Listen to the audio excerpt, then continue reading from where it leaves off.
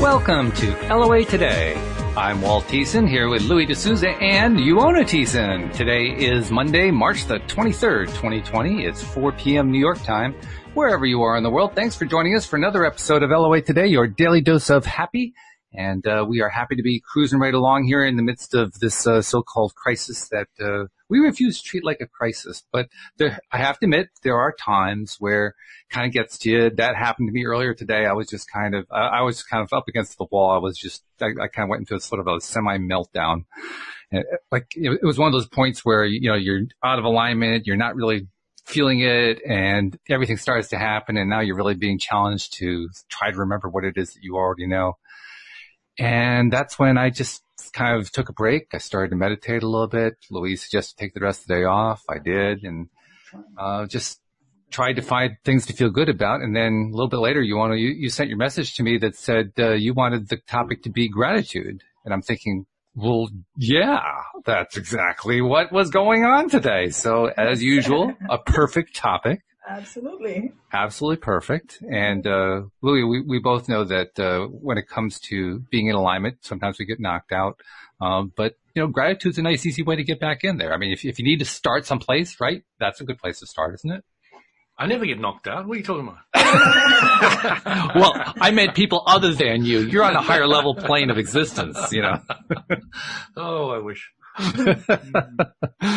Well, actually, that's what we're aiming for, isn't it? To be on that higher level plane most of the time, or really all the time. No, we're aiming to be in alignment a little more often or get back into alignment quickly. Well, that's true. Yes. Better rather than perfect. I agree with that. Yes. We don't want to be there all the time. Otherwise, we will croak. To quote Abraham Hicks. That is interesting that is their favorite way of describing death. And that is, they do it deliberately. I don't know if you knew that when you want to, but they actually call it croaking deliberately because they want to be as disrespectful to death as they can possibly be. I see. It's basically, this thing that doesn't happen. Yeah. Right. They want to encourage us to just let go of all the angst we have associated with it. Got it. I loved it when somebody said to Abraham, this death thing is so scary and all the rest of it. And then Abraham said, no, it isn't. And they said, well, how would you know? Well, we're dead.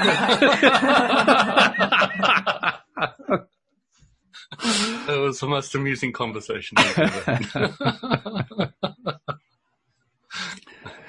Oh my goodness. Yes. Well, who do you think you're speaking to? It's always fun to listen to an Abraham workshop, whether it's in person or recorded online, because the first 10, 15 minutes are just chock full of humor. And then you add in somebody being in the hot seat and saying something like that and Abraham coming back. And I mean, if you aren't laughing through like 2/3 of the workshop, you're probably dead because you're not paying any attention to the humor. I mean, the humor is really good. So, so there's another clue, but, gratitude, that's the topic of the day. And did you have something going in mind, when you came up with that one? Did that just come out of thin air? You want to? No, I actually, thought about sharing some of the, research, neuroscience about gratitude and of course some of the benefits of gratitude and then some of the ways we can actually practice gratitude.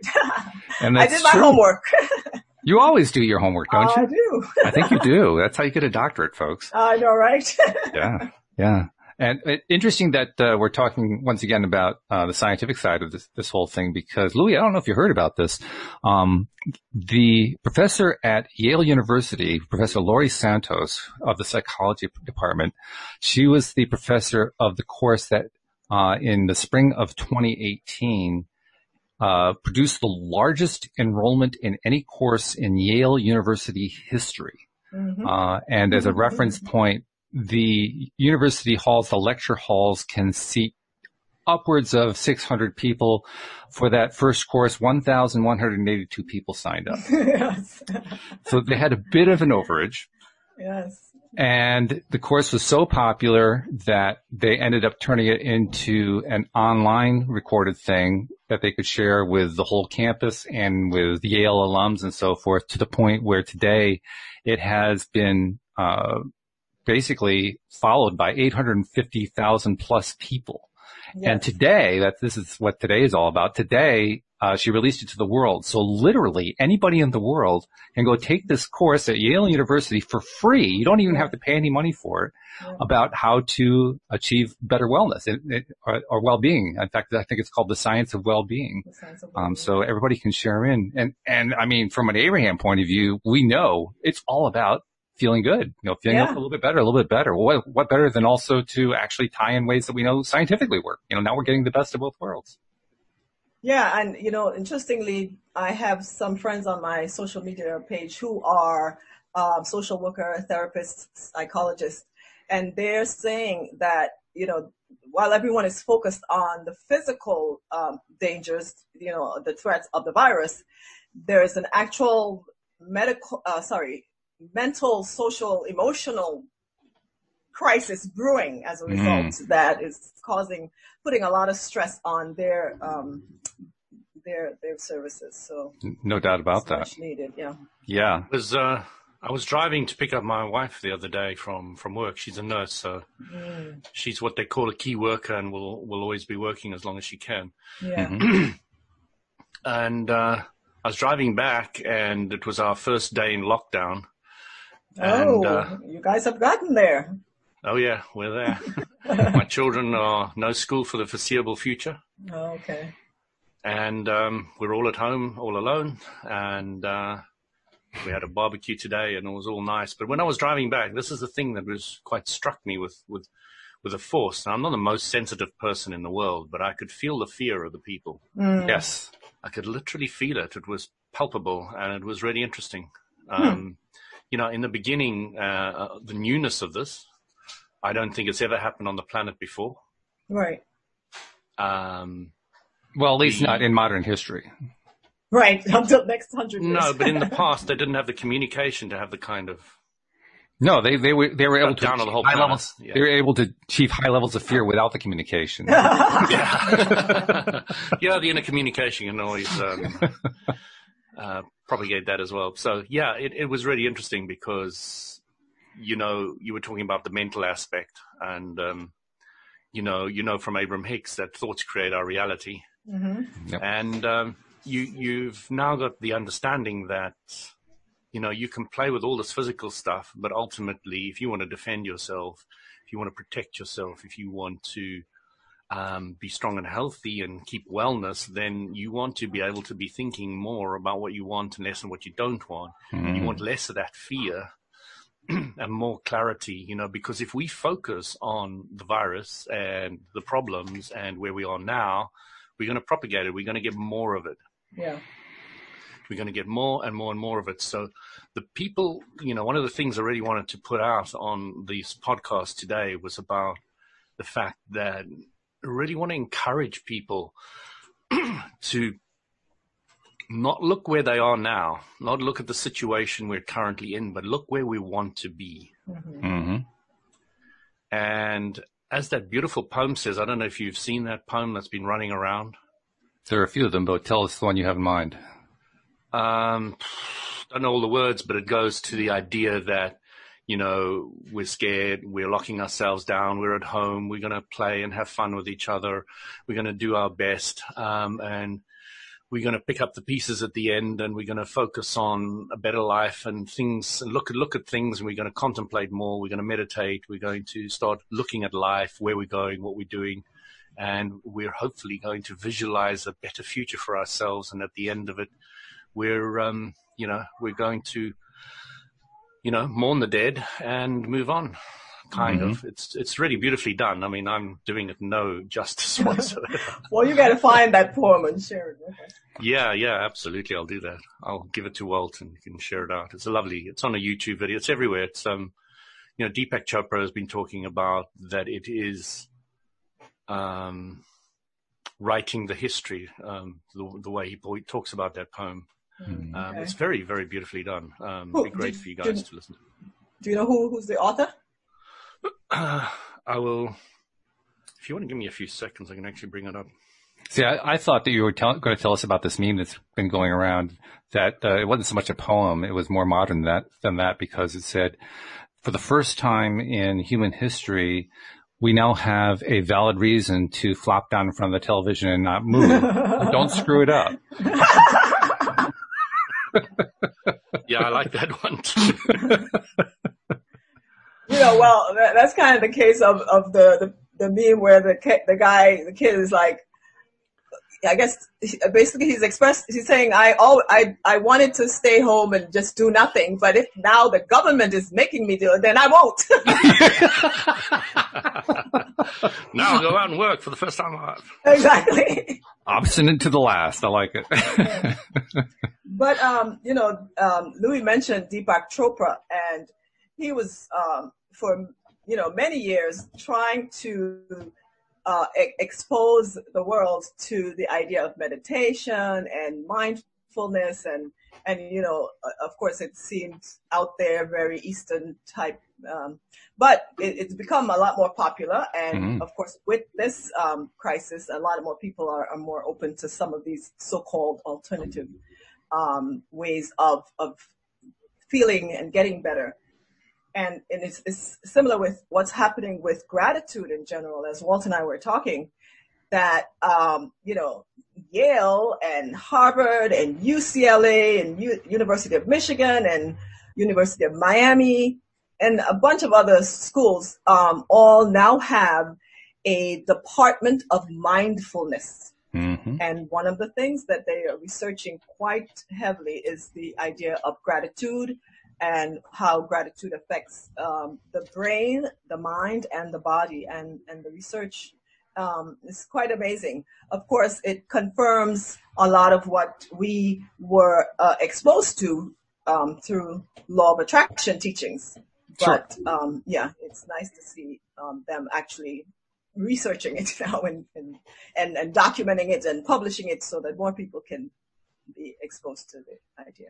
And along the lines of what Louis was talking about a few moments ago, Harvard also has what do they call it? The program in placebo studies. Mm-hmm. And of course, what he was referring to is sort of like the yin and the yang of placebo, the nocebo, the idea right. that you can actually, a person can actually decline, become sicker, or even die just because they believe they're going to get sick or going to die or something along that line.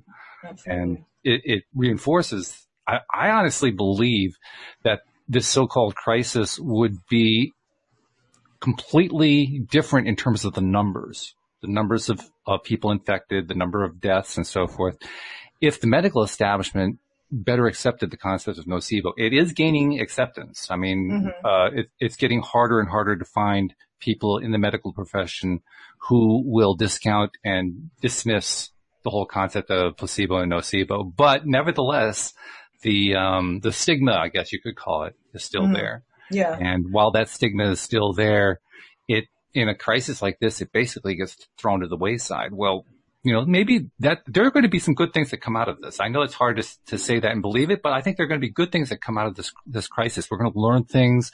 I think, people's eyes are going to be opened on certain things. And I can't tell you what things are going to be in advance, but that's typically what happens. I mean, when things get tough, it becomes a springboard to other better things. Like Louis says, you know now what it is that you don't want, so you just pivot over to what you do want, and boom, something happens. Something big happens. Yeah, we cannot not become better after this. Absolutely, that's true. Yeah, it's basically impossible. I don't know if you want me to read it to you. I don't think it's going to be too long. Yeah, give it a try. Why not? And the people stayed at home and read books and listened, and rested, and exercised, and made art and played games, and learned new ways of being, and were still, and listened more deeply, and meditated, and some prayed, and some danced. Some met their shadows, and the people began to think differently, and the people healed. And in the absence of people living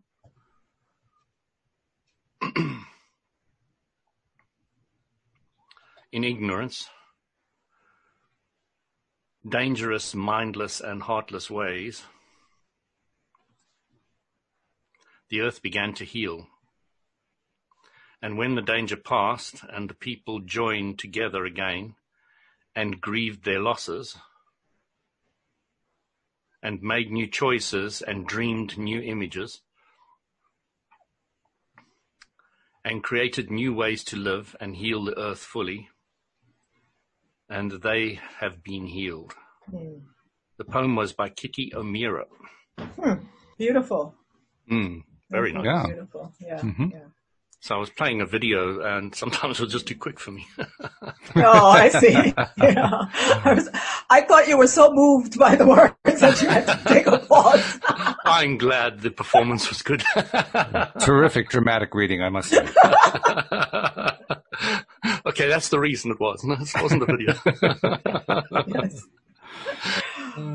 But it touches on a wide range of things. I think that's why that's such a powerful message, because it touches on so many different ways that people are coping with what's going on.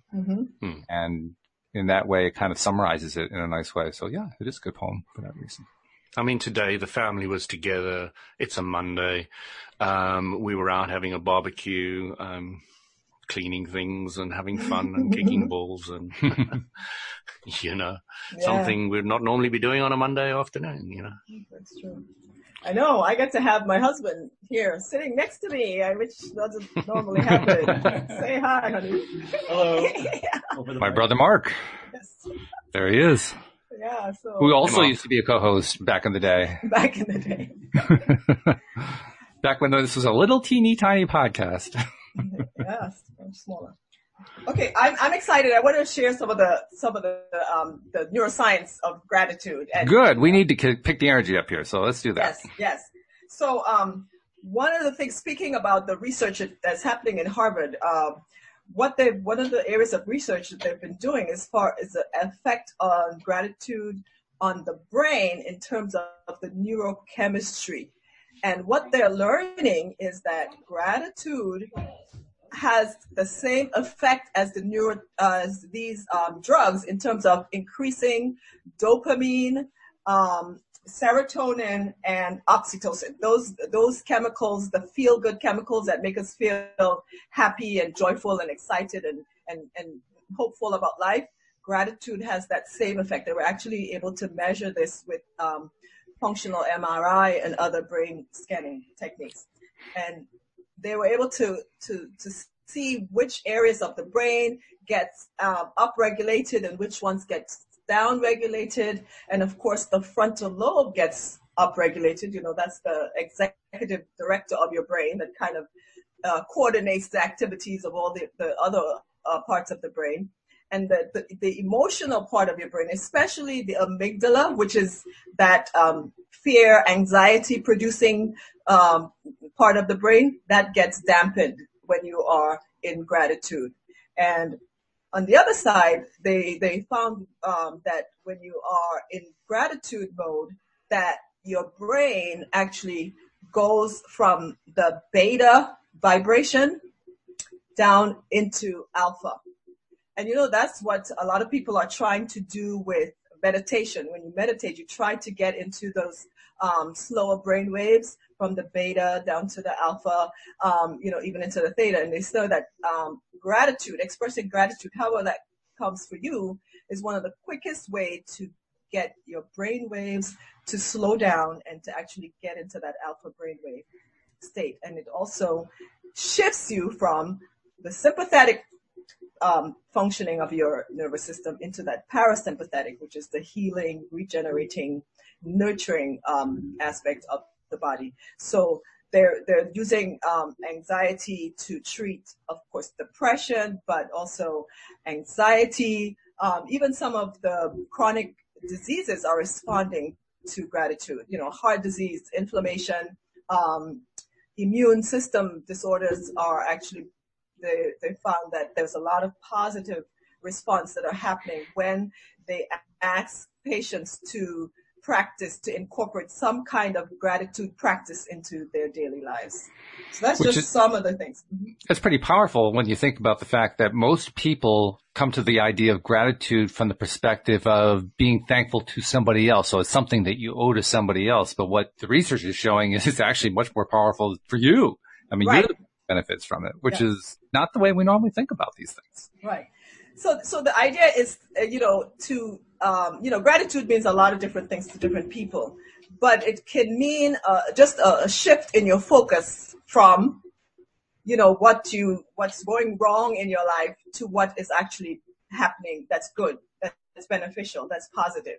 So when you shift your focus on that, your brain changes, your body changes. Of course, that's the body-mind connection is something that we can't deny anymore. And so just shifting that energy. And we know that's from LOA. Well, the LOA teaching is that when we express gratitude, it puts us into a vibrational state that, as Louis would say, that is in alignment with the universe. And so when you are in alignment with the universe, you're in alignment, essentially. You're tapping into the power that creates worlds. That's it. Yes, right. Absolutely. Absolutely. Yes.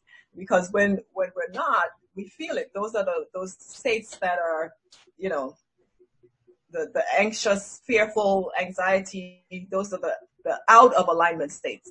But gratitude is one of the quickest ways that gets us back into that state of alignment. And now they can actually use all these scientific equipment to observe it. For some scientists, if they can't observe it, it doesn't exist. which is great. Yeah. I mean, you're right. Science does want that. Now Josephine in the live stream is bringing up an interesting point.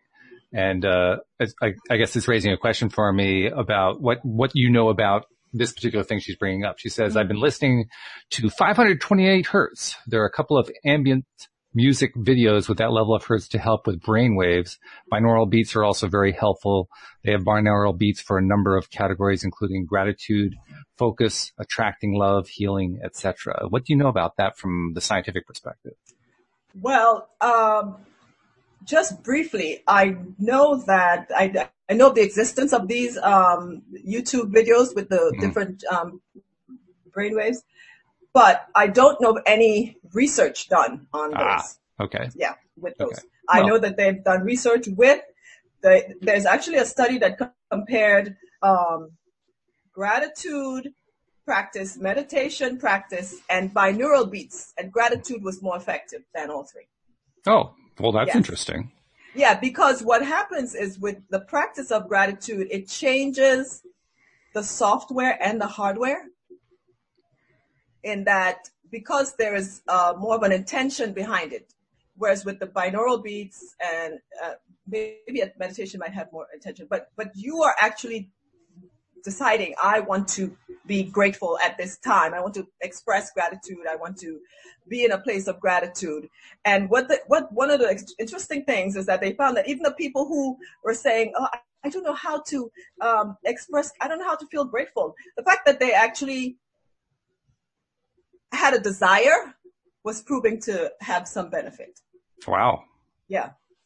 So well, it fits. I mean, it fits what we know because the Abraham teaching and other teachers a lot of people advocate the idea of what our friend Daniel calls micro-shifting, making small steps at a time. Right. Mm-hmm. And that those small steps, they can add up pretty quickly if you can stay with them consistently. The hardest part is just continuing going when you first start. But if you keep going, it can be pretty powerful. In fact, Louis, you've talked numerous times about how you spend a lot of time just focusing on little things, and that's why you're never out of the vortex. Like you said earlier, you're always in, Yeah, right. in alignment. But on those rare occasions where you're not, what's your favorite go-to? Do you use gratitude? Is that one of your ways to get there? Yeah. So there's a lot of things I wanted to say, but let's start off with answering your question. Okay. So it's very simple to me now. I've got it very, very clear in my mind. When I know what I don't want, okay, I'm angry with my daughter or something, whatever it is. I'm frustrated or angry about something. And I'm immediately thinking, what is that thing I'm frustrated or angry about? What do I want to happen? And I go to the want and I focus on that. So it's just about taking every single situation, immediately packaging it as a subject, saying, what do I don't want? What do I do want? And then turning it around. I always say to my daughter, I'm going to get angry with you. I'm going to get frustrated, but you will notice I will not stay there long. Yes. That's an interesting fact too, because as you become more of a truly conscious creator and you experience more, or as I'll speak for myself, as I have experienced more good feeling times when I'm really in that alignment, in that good vortex place, when I do fall out, boy, do I want to get back in fast. Mm-hmm. I mean, it wasn't like before where I was just so used to being outside that it became normal. Now, I mean, I mentioned earlier today, I was in a place that was pretty rough and I wanted to get out of there fast. I mean, it was like you had just dropped me into a bowl of hot water and I wanted to get out really, really quickly. And with my wife's help, I did. But yeah, the whole thing of starting off with, I really don't like where I am right now. It's powerful because like you said, things come up. You begin to realize pretty quickly, you realize pretty quickly, okay, I have a much better idea of where I want to be. Now all I got to do is just bring myself to stay focused on that. So which leads to, I'm sure, step 2. So what's your second thing you were bringing up? Because you had a whole bunch of them, Louis. I know I kind of interrupted you there. Well, I wanted to, because I had done my thing in 3 sections, the neuroscience, the health benefits, and then the ways that we can practice. So you want to come in? Louis, can you make a long list of things that you're going to address? Uohna, it's no problem. I can quite happy to listen to you. Yes. Make sure to note everything that you want to address. Because I want to share one more thing about the neuroscience, and it actually ties in with what you were talking about, in that one of the ways that they were trying to show how gratitude affects the brain is not just in the short term, but in the long term, right? And what they're finding is that, like I was saying, it increases the release of these neurotransmitters, the dopamine and the serotonin, but it also changes the structure of the brain. So new neuronal patterns are laid down. And so you have this change in the actual structure that then persists. And so you become more, gratitude becomes more second nature to you. And as Walt was talking about, that it now becomes easier for you to switch into that place. But it's called the law of attraction. Yeah, exactly. Yeah, exactly. And that's one of the ways that they are actually confirming, like I said, some of the things that we had already been exposed to through the teachings of law of attraction. So I think I'm to the point where they now call it the theory of attraction. I mean, they're not quite to call it the law yet, but. Well, no, it's going to take a lot for it to become a law. But, one of the things that I was fascinated about is that gratitude increases your dopamine, which helps you focus and concentration. And they show that for children and adults as well, that it increases your IQ, your intelligence quotient, and your EQ. So you become more socially aware, but you also become more creative. You're more of a problem solver. You have better ideas, better approach. You have a better vision, a better scope, when you have developed this habit of gratitude. And the last thing I want to say about about gratitude and how it affects your brain, as I mentioned before, it down regulates the limbic system or the emotional system. So you are less likely to be subjected to an amygdala hijack. Amygdala hijack. Yes, okay. And that is the scientific term. That is where that part of your brain, the amygdala, the fear, anxiety part of your brain, takes over and dominates all the other parts of your brain. And we are all subject to that under different circumstances. But with the practice of gratitude, you become less and less inclined to that and more able to stay within that peaceful state, that alpha state, the flow state, as some researchers call it, that makes you better able to respond to, as you guys were talking about, the situations that come up in our lives. So I'm done with neuroscience. Oh, okay. End of lecture. Okay, we turn the microphone back over to you, Louis. What was next on your long list? I just wanted to be grateful to, I'm going to replace that word, appreciative, to Josephine for the question. Thanks very much. Mm-hmm. And I have played with those myself. Binaural beats? Yeah. All the different types of beats, etc. And what I've discovered was something Caroline May said to me, and it blew me away. It's something that Uohna was talking about.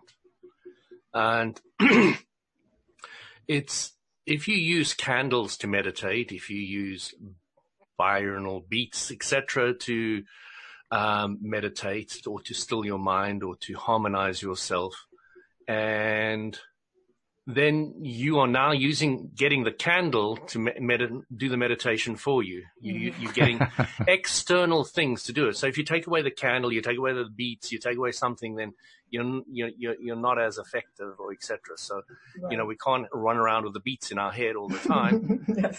We can't run around with candles around all the time. We can't run around with a lot of these aids. So, Uohna, you were talking about the idea that you need to. The intentional part of it. Yeah, you've got to want it first. Okay? Right. Yes. It's got to come from you. Right. And you are your thoughts. Yes. Okay, which includes a body, which made the body, etc. So you've got to really want it, and that goes back to the simple factor of wanting, which is extremely simple. So when you really want to still the mind, when you really want that peace, you don't need a candle, you don't need the beats, you don't need anything. You can use the idea of appreciation. And again, why do we use the word appreciation often in Abraham Hicks circles rather than gratitude? Is because grateful has an opposite, which we use commonly, which is ungrateful. So it's a word with a vibration that has quite a strong opposite word. Okay, ungrateful is not an uncommon word. But appreciation doesn't have unappreciation. We don't think about that. We don't talk about it. We don't use it much at all. So you've now got a word that is vibrationally more clean. So that is the reason why I tend to use the word appreciation more. And I really like it. It really feels good to me, so I keep on using it. And that is the Abraham Hicks science behind it. So then when it comes to the whole studying this whole thing, it really amuses me because they are now finding that gratitude helps. And it's the most logical and common sense thing that does not really need to be studied that much. Now, there are people who enjoy it, so because they enjoy it, it's fine. And they appreciate it, and they find that it affects this part of the brain, that part of the brain, and that's very interesting to them. But ultimately, you want to know, what does it do for you in your life in the end of the day? And common sense tells you that if you really appreciate things, and if you like things, and you show how much you enjoy your daughter's little drawing or painting she's just done for you, etc., then it really has a ripple effect.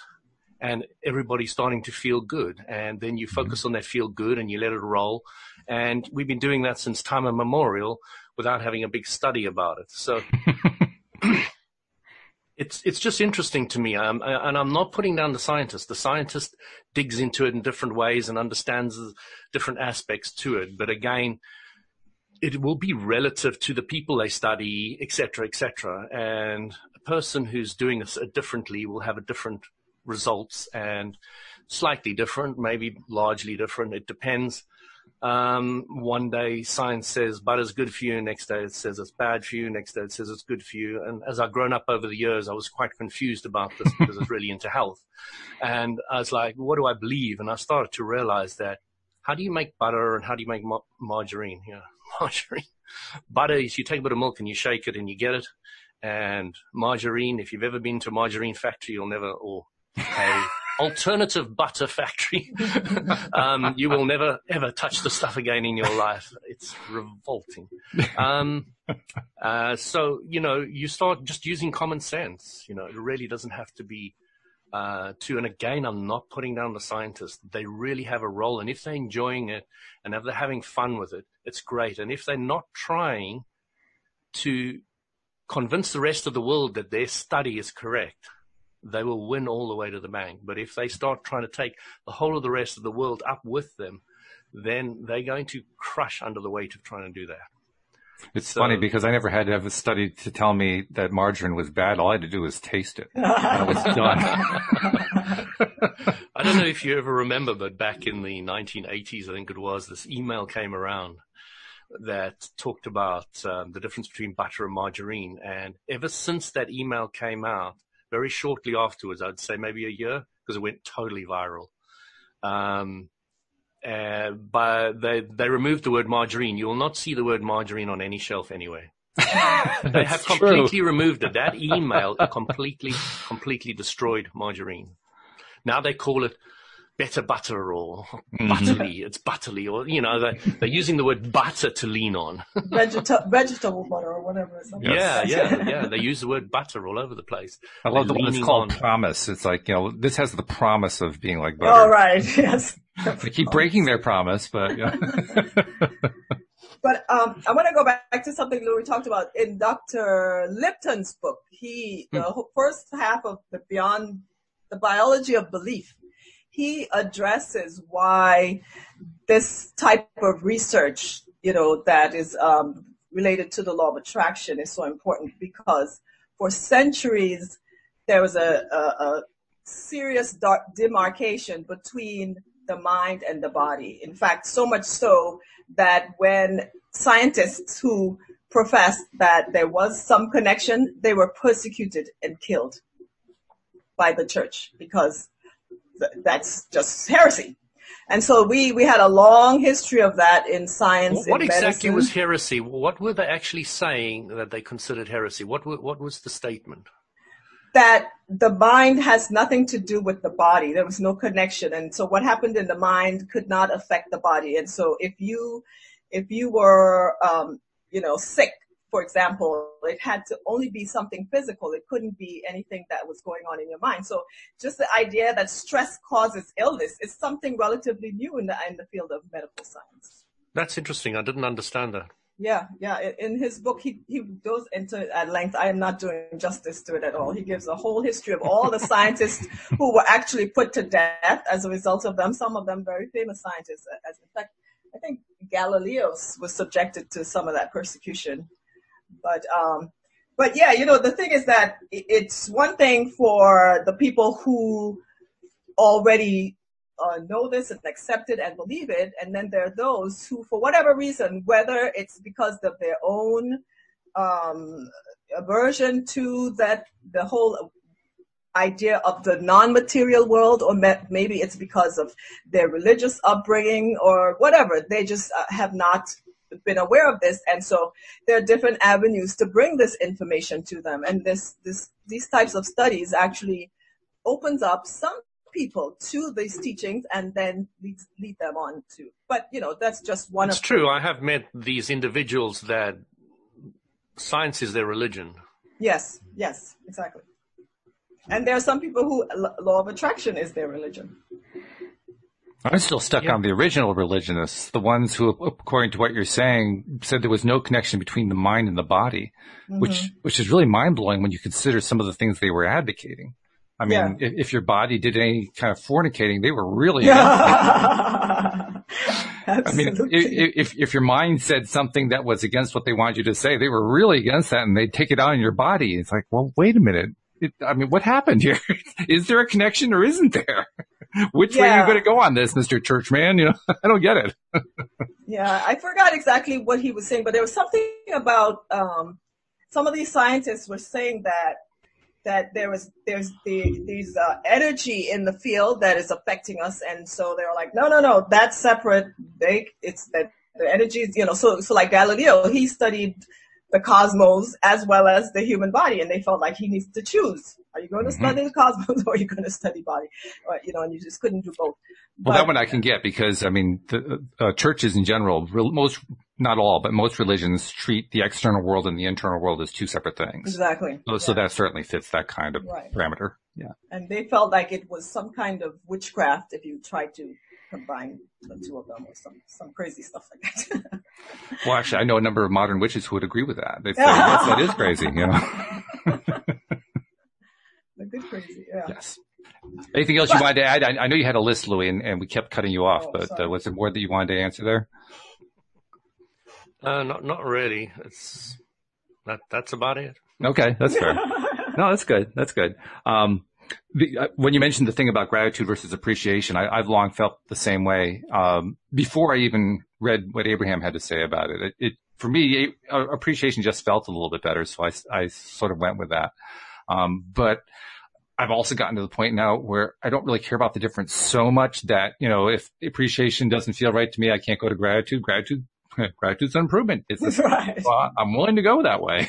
Yeah. I mean, today, I completely agree with you. I agree with you. Earlier today, I was in a place where, indifference would have been an improvement. So I was ready to go for anything at that point. Yeah, I think it's more about. The interesting thing about the virus or any ailment or any sickness is, first of all, you don't get it because you're focused on the sickness. You don't focus on getting the coronavirus and then get it. You are focusing on what you don't want in different areas. Therefore, you're vulnerable. Therefore, you get what's going around. Okay. Once you've got it and you keep on focusing on the coronavirus, then your focus on the coronavirus is maintained by your thought about what is. Mm-hmm.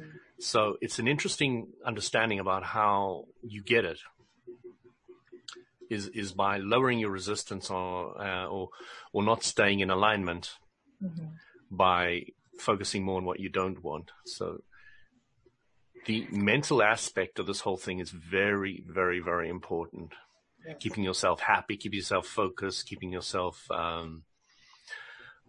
focused on what is good about this whole situation, focused on what you can do now, how you can make yourself happy and your family happy, and what are you doing, and how you're staying at home, and how you can play different games and do different things and do things that you maybe never been able to do before, because I know our family's definitely bonding in ways we haven't done before. Mm-hmm. I'm really appreciating it. So. Yeah. You're kind of touching on something that I've been thinking about because, of course, the big topic of the day with the virus is all of the lockdowns and the self-quarantining and all that kind of stuff. And how to get toilet paper, don't forget. That's right. I have it on high official authority. It is coming soon, so relax on that one. But in America or London? Well, especially in America, because China is the number one producer of toilet paper, but the U.S. is number 2. So America is definitely getting it soon, and not too soon as far as most Americans are concerned, since most shelves are empty. But, it's in high production right now, and it's going to be arriving soon. I don't know how long it's going to take to arrive in the UK, so I can't give you a prediction about that. But what I can tell you is that... I know America's the only country in the world. Sorry, I forgot. It's the only one that I pay attention to because I'm living in it. If I was living in Angola, that's probably where my attention would be. Well, let's be perfectly honest, we earn it. But the fact is that, we're focused on this quarantine stuff. We're focused on this, the social distancing and all that kind of thing. And so I've been giving a lot of thought to it, asking myself, how effective is it? It's sort of taken as a truism today that it is effective. That's what the doctors are telling us and so forth.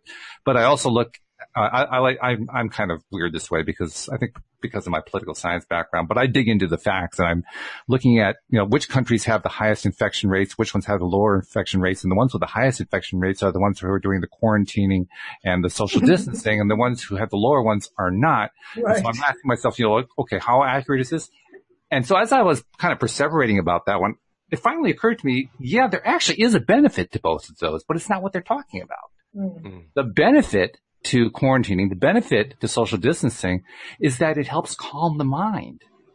People believe it's going to work. It's the placebo effect.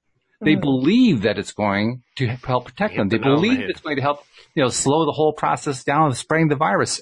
And so because they believe it, it's true. Flatten the curve, they say. Flatten the curve. That's right. Well, now I understand what flattening the curve really means. It isn't what they say. Well, kind of means what they say it is. But the actual truth is it's just a way to give everybody to take a breath, which is ultimately what meditation is about.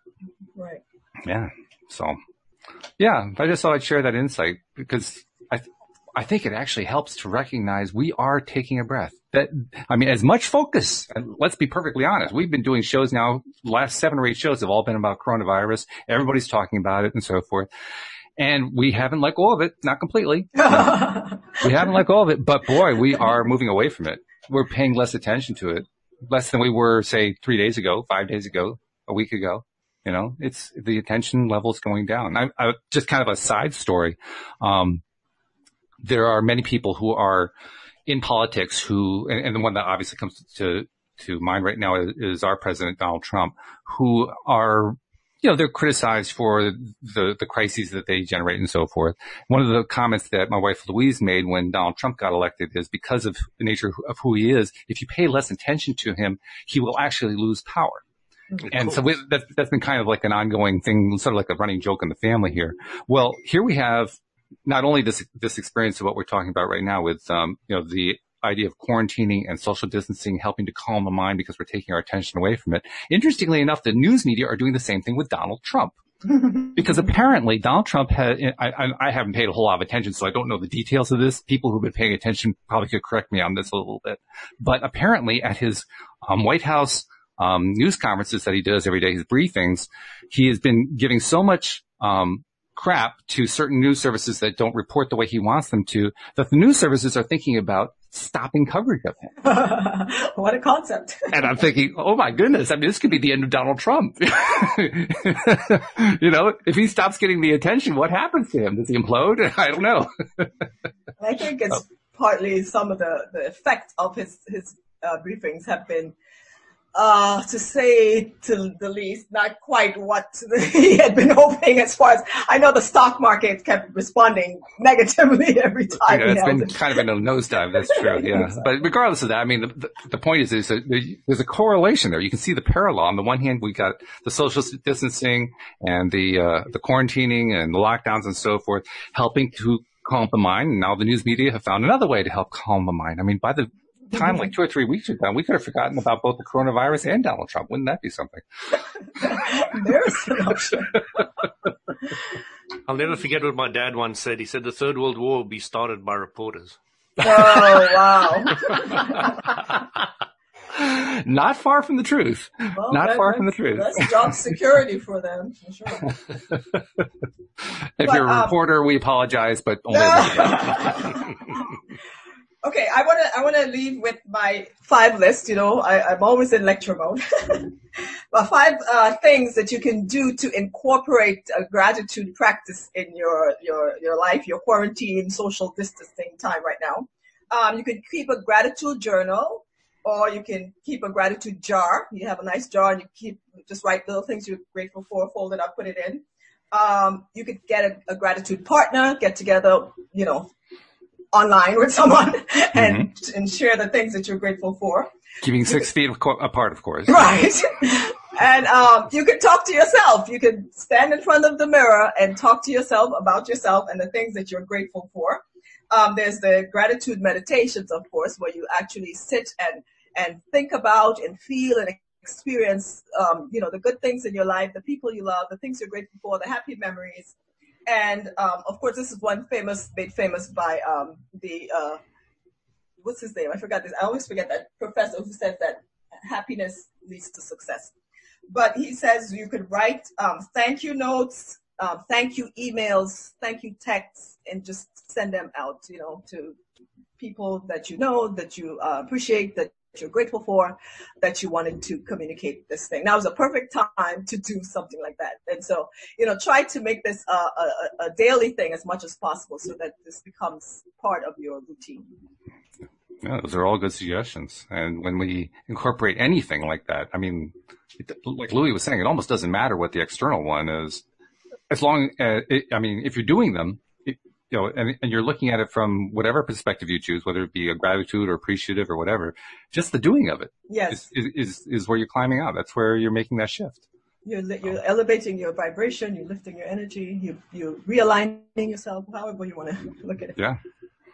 Uohna, I had a mentor at one stage, and he was an American guy, a doctor, and he said to me, send me, if you want to, an email every day about things you're grateful for. Mm-hmm. And I was sending him, I'm grateful for my family, all these things. And then on the third day, I had some incident that was really harsh. And I said, I'm really grateful for this harsh incident because it helped me see this. And he immediately wrote back and he said, you know what? Very, very few people do that. I said, do what? He said, give me gratitude lists, and definitely not on day 3, that are based around what you don't want, that has triggered what you do want. Yeah, that's rare. Yeah. Struggle. Oh, The S I said word. that help you focus on what you do want. What you do want. When it comes up, you can be appreciative of it, right? So it all ties in. Yeah, so I would suggest to people really dig deep and find out what you want. Yes. There you will find all the gratitude and appreciation in the world. Yes. It's a really important point because, like I said earlier, I was feeling today, I had a point today where I was just practically in meltdown mode. And when you're in the midst of that, it's really hard to remember what it is that you want, what it is that you feel good about, because that's so far away from you. But it's also the right thing to be focused on. But as Uohna was saying, the science have proven that come over practice, to the dark side. The more, that's right. I've got no problem with it. I'm just kidding. It changes your brain in good ways. So yeah, because the universal law of attraction will give you more. Absolutely. Yes, that's right. You get more of it. And I saw this quote and I love it. If you can't go outside, go inside. I like it. Which is what I did. Because when I was in that mode earlier today, literally, I know this is going to sound really strange. My breaking point came after a whole series of negative things happened, things that I definitely didn't like, where I just needed to be alone. And at that moment, my cat jumped in my lap and said, I want a lot of attention right now. I said, Joy, I just don't have anything to give you right now. You got to say this. I mean, and literally, I just put him aside and I leaned over and I put my head in my hands. Just because I needed to stop the spinning. Yeah. Which was exactly what I needed to do. Yes. Well, you know what they call these points on the forehead over here? I know I'm cutting in and out video. That's all right. Those points, they call them the oh my God point. That's they where really I was. do. They can help a lot. They can really help. Incidentally, that's where my hands were. In neuroscience, this is where your frontal lobe, this is where your right interior temporal cortex exists that controls your gratitude thinking. So it all ties in. It's all Perfect. cool, man. Perfect. I love it. And it worked. It worked because, and not only did that work through the touch, but because I just stopped, literally because I couldn't do anything more. My brain just froze. It was like, I was moving and moving and moving, and then the whole thing just cross-wired and it wouldn't function anymore. Yeah. It just stopped functioning. So I stopped functioning. I went into that mode. I had my hands on my forehead. I just stayed there for about a minute and a half to calm and breathe. And I realized that what I was doing without intending to was Jinshin. Well, it was Jinshin. Yeah, it was Jinshin. Jinshin mashed with meditation. It was the two of them combined together. Yeah. Works very well. Yeah. And I can't say it completely pulled me out. It didn't, but it did put me in the right direction. Yes. Still didn't have a good, clear idea of what I wanted, but now you were moving up the vibrational scale. I was moving up. Yeah. And that, to me, that is the biggest key. When you're in that place where it all feels bad, you can't remember what it is that you want. If you can just stop long enough to give yourself a breath, it turns around. Yes. Walt Abram was saying this, and I think it's so important to reiterate it, that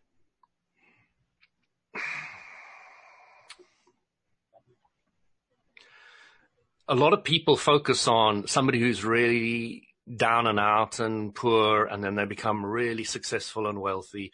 So you got the massive extremes. Oh yeah, those are the big stories. Those are the big celebration. But yeah. Abram says the big celebration is when you go from a slightly lower vibration to a higher one. Yes, no kidding. Yes, I agree. Yes, and when you do that more often. So we really want people just to focus on just the next step. Just the next little step. Just the next step.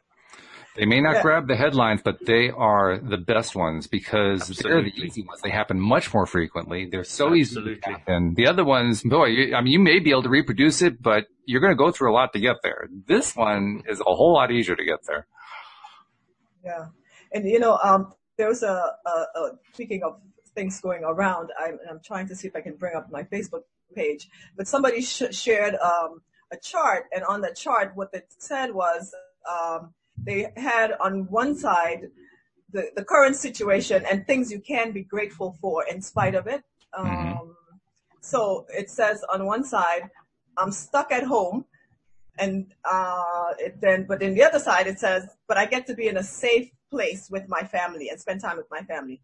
And the other one says, I might get sick, but on the other hand, by staying inside and washing my hands, I decrease my chances. And just a list of it, that stuff like that. So, that's one of the challenges that you can embark on, just trying to find things that, in spite of what may look like something, bad. Yes. Silver linings help us get to that more calm side. That's why they're there. That's what the usefulness of a silver lining is. That's why Abraham talks about pivoting. Pivoting is about finding silver linings. Pivoting and reframing the whole thing.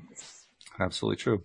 Hey, with a couple minutes left, I want to make sure I get our promos in. And basically, they're very simple. First of all, I want to encourage those of you. Well, first of all, I want to thank those of you who are subscribers for being subscribers. Talk about gratitude. I'm really grateful for all of our subscribers because they're wonderful. And the numbers have been really strong, even during this crisis, and maybe even especially during it. I think more and more people have been tuning in according to what I'm seeing. So thank you very much. For those of you who are not yet subscribing, we want to encourage you to become one. Every single day, 5 days a week, we're doing this program Monday through Friday, 4 p.m. New York time. And every show is a little bit different. Sometimes they're a lot different. Last Thursday was wildly different. But the point is that we covered almost everything that's associated with life. It's not, law of attraction touches everything in life, and that's what you get. So get it 5 days a week, and every single one of them is about being associated with, the positive side, the good feeling side of life. So if you're looking for a way to climb out, there's another way to climb out. You tune into us. We help you get there. We help you climb out just because you're listening to something that feels good. So subscribe. Just go to the homepage of our website, loatoday.net, and you will see at the top of the page how to do it in 1 or 2 clicks, sometimes 3, depends on your device and how much software you got installed. But we'll help you get there. And then after that, everything comes streaming right to your device every time that we publish it. And check us out on YouTube, because not only will you see Louis got his video background. I'm not wealthy enough to have a video background. I have a still picture, but I've got a background now too. So, we're double background here. I'm going to have one next week, I promise. So we're going to have backgrounds all over the place here. This makes being a YouTube subscriber well worth it.